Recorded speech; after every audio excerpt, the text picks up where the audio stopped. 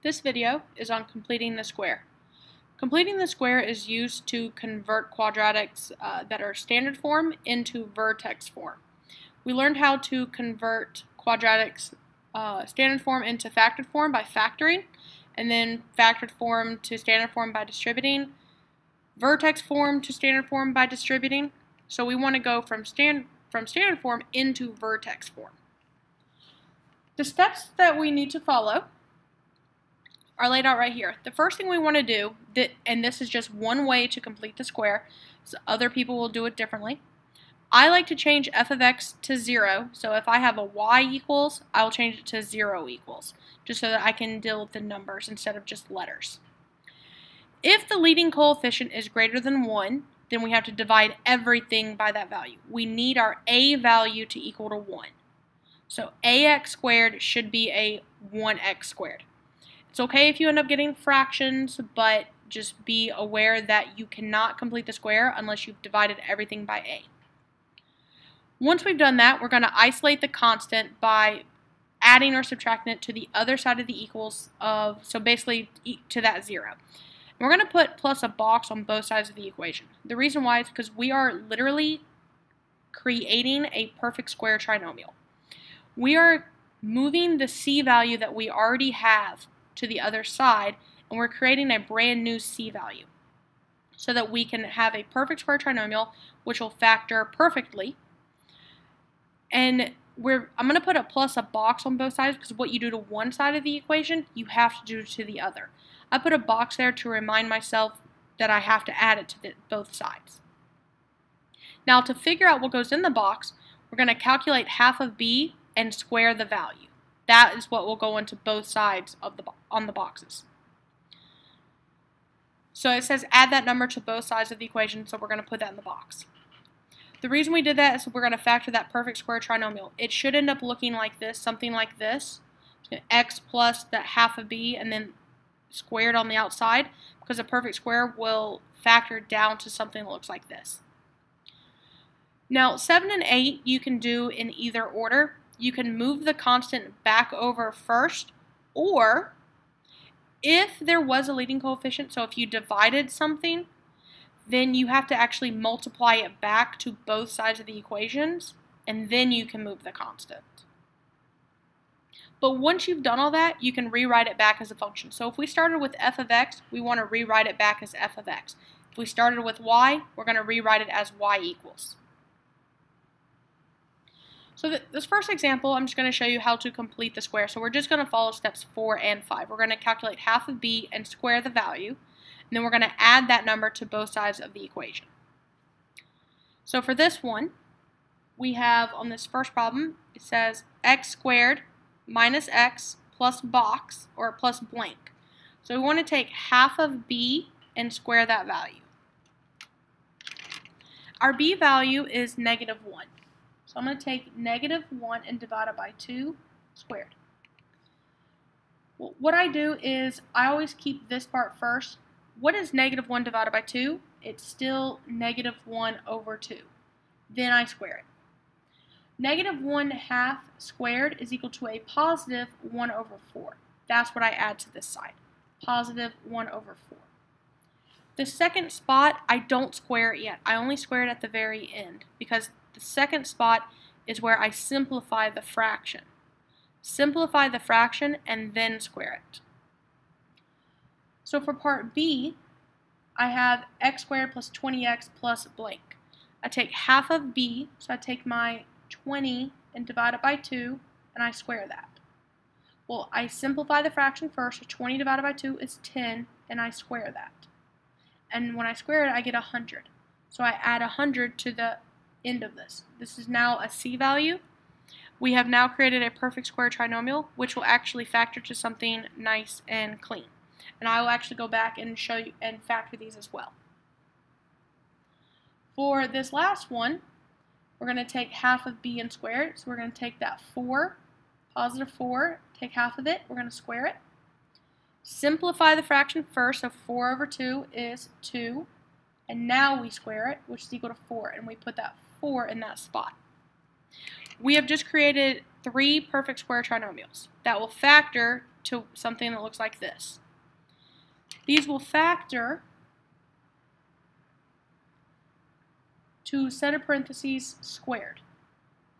They should always factor to a set of parentheses squared because you created a perfect square trinomial. The factors of x squared are x and x, so we're going to have an x. So I take the square root of x squared as x. The square root of 1/4 is 1/2. And then I take the sign from the middle. It's still a negative. This is factored form of x squared minus x plus 1/4. For b, the square root of x squared is x. The square root of 100 is 10. And I take the middle term.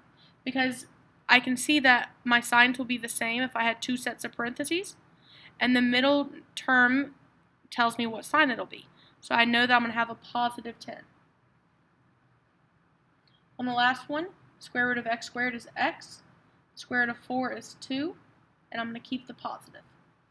And as you can see, it says x plus half of b. So whatever our half of b was, this part right here, the simplified fraction, is actually the number that goes inside the parentheses when we factor it. That's one of the reasons why I like to have this section here to say this is the simplified part. This is the number that goes into the parentheses. So that's just creating perfect square trinomials. We have to be able to do that in order to complete the square. So on this first one of completing the actual square, we're going to rewrite this into vertex form.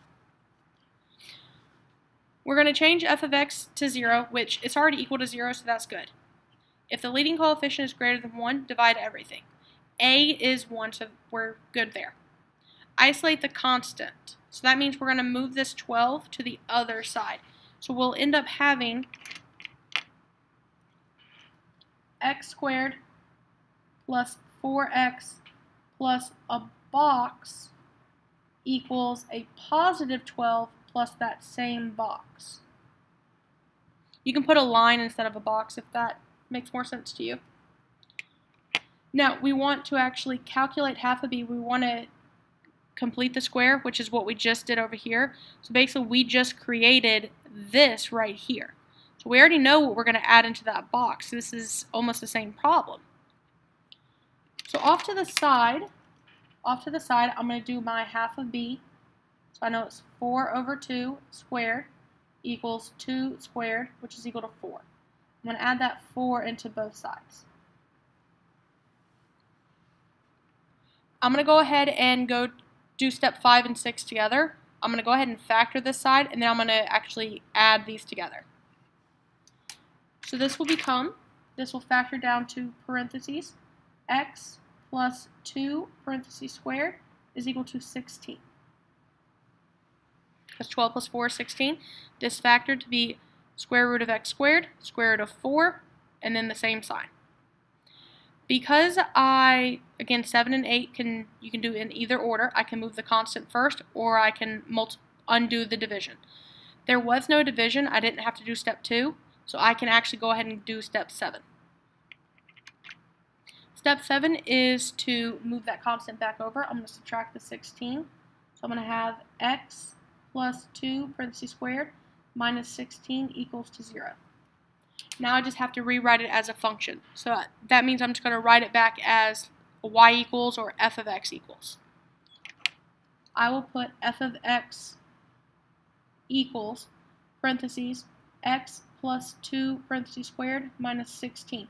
I cannot put equals 0 again. You can only have one equals in an equation.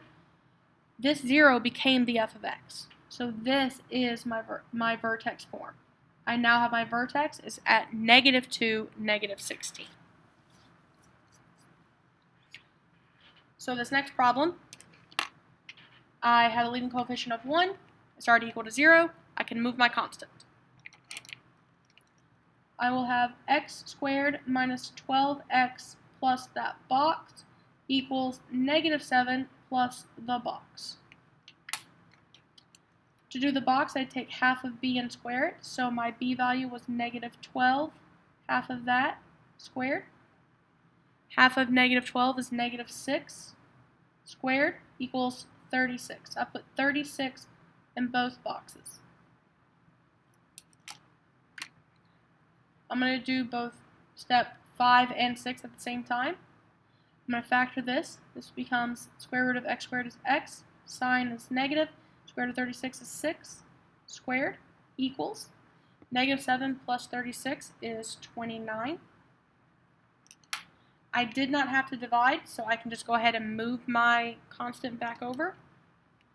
I have x minus 6 squared minus 29 is equal to 0. So now I have, right as a function, f of x equals x minus 6 squared minus 29. So my vertex is at 6, negative 29. And no, it will not always be a negative y value. It just happens to be, for the last two, it just happened to be like that. On example 4, again, we're going to do the same thing. We need to get it equal to 0, which we have an x squared plus 12 equals 10x. So this is not in the correct form. We need to isolate the constant, but we need all of our x's together. So let's just move all of this at one time. We will have to have our x squared first, which is in the right spot, but the 10x is not in the right spot. So we're going to subtract that 10x. We know we will have to move the constant to the other side, so we can go ahead and put plus box equals, and then we have that negative 12 because we have to move it, plus the box.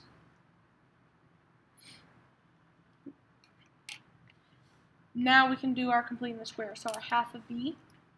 So our b is negative 10, so I'm going to do it on this side. Negative 10 over 2 squared equals negative 5 squared equals a positive 25. So I'm going to put a positive 25 in both of these boxes.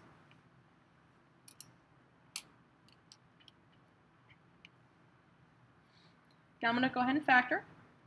This becomes square root of x squared is x, sine is negative, square root of 25 is 5, close parentheses squared, equals 25 minus 12 is 13. I can go ahead and move over the constant since I did not have to divide. So we have parentheses x minus 5, parentheses squared, minus 13 is equal to 0. I'm going to rewrite this as a function. F of x is equal to parentheses x minus 5, parentheses squared, minus 13. Now my vertex form, so I have my vertex at 5, negative 13.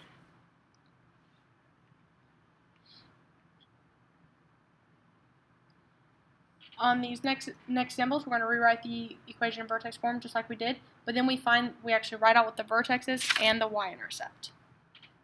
So we're going to follow the same steps. This time we do have to change it to 0 first, but we can actually do a lot of these steps together. So I know I have to change this to 0. My leading coefficient is 1, so that makes it easier. And I know I have to isolate my constant. So I can actually do, and I'm going to have an x squared plus 4x plus a box will equal to, I know I have to move the 7, so it'll be 7 plus the box. Now I can do half of b and square it. So we have 4 over 2 squared equals 2 squared equals 4. So I'll put the 4 in both boxes.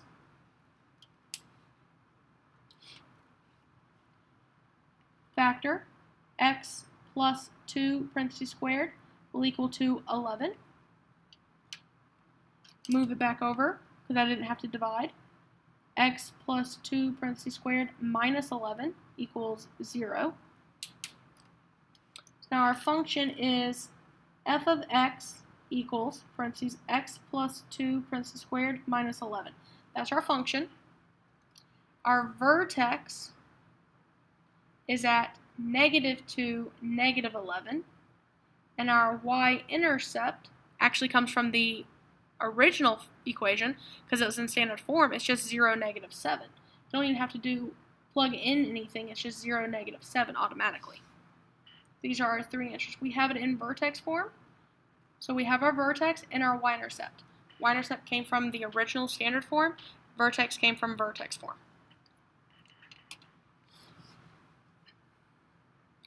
On example 6, doing the same thing, but this time we do have a leading coefficient, so this one is a little more tricky. We will have to divide everything by 2. We will have to move our constant, so we can actually do all of that right now. We will have to divide by 2, so we will end up having x squared minus 4x plus a box equals. We know we're going to have to end up moving that -1, so it's going to be a negative. But, sorry, we had to move the positive 1, so it will be a negative. But we had to divide by 2, so it will actually become a -1/2.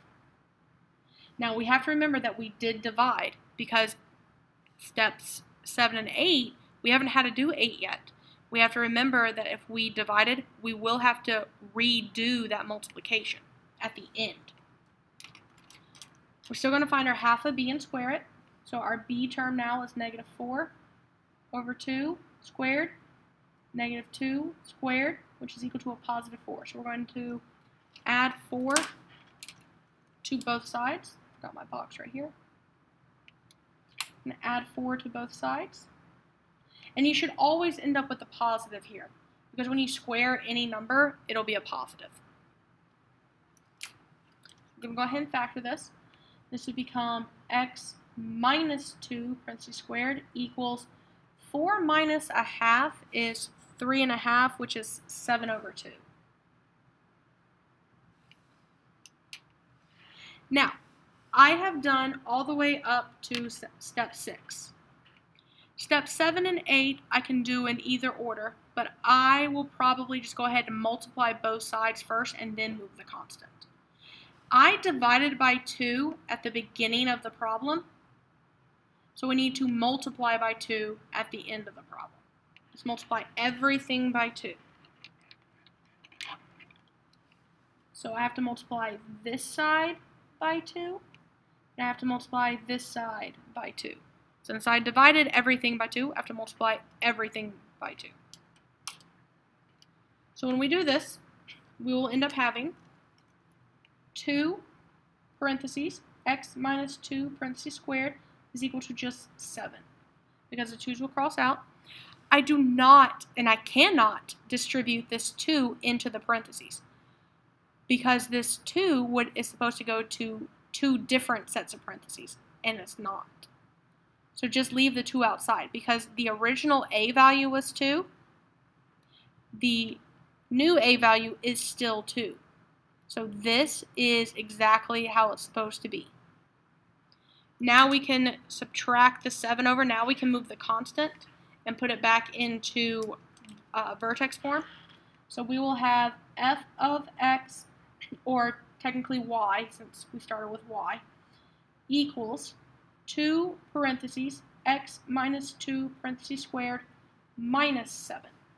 Because we subtracted that 7. Now our vertex this time is at +2, -7. And our y-intercept is at 0, 1. Because that was our original c value.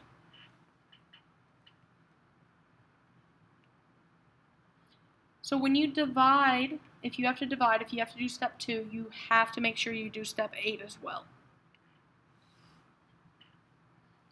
On this last example, we're going to do the exact same thing. We do have a leading coefficient that is not 1. We have a negative.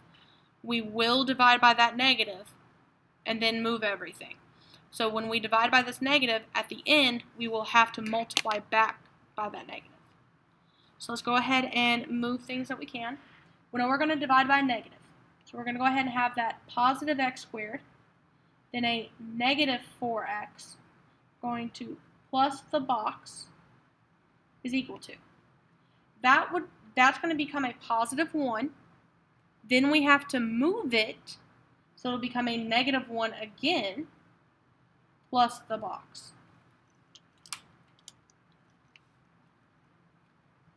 -4/2 squared is equal to -2 squared is equal to 4. We're adding 4 to both sides. So again, we have parentheses, x minus 2 parentheses squared is equal to 3. Since I'm right before I move the constant, I need to go ahead and multiply back by what I divided by. I divided by a negative, so I need my a value in front to be a -1 again. So I multiply by a -1, and I multiply by a -1. So we'll have -1 parentheses x minus 2 parentheses squared equals -3.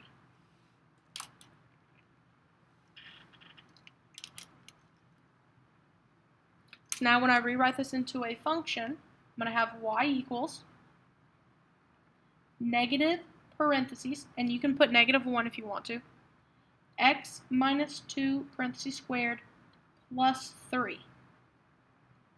This is now in vertex form because we added the 3 to the other side. The vertex is at 2, 3, and our y-intercept is at 0, -1 because it's from the original equation. Standard form gives you your y-intercept. These are our answers. That is how you complete the square and convert from standard form into vertex form.